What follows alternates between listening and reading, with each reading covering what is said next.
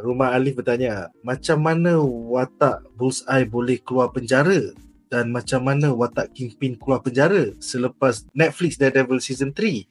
Aku rasa tak terjawab lagi setakat ini.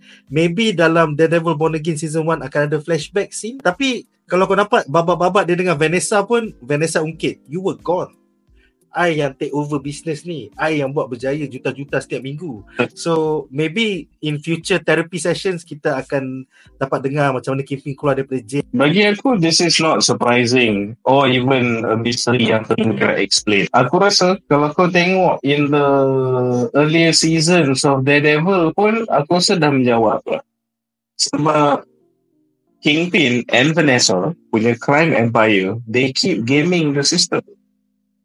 Dulu kenapa Matt Murdock rasa dia kena jadi Daredevil is because as a lawyer, as Matt Murdock, dia cuba nak masukkan all these bad guys dalam penjara, tapi dia dah rasuah the guard, rasuah the judge, rasuah the jury, rasuah the jailers, the wardens or whatever.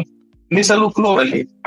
So this is why Matt Murdock, they decide, you know what, aku the lawyer tak cukup, malam-malam aku nak jadi vigilante yang bedal dia orang. So the answer is right there.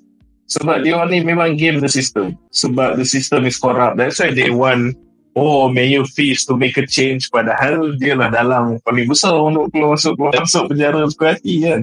The irony of it.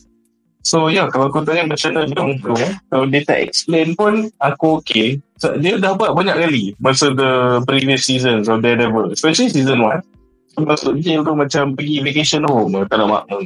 Itulah power Kingpin. Dia ada lawyer yang berkuasa dan dapat avoid the law macam tu.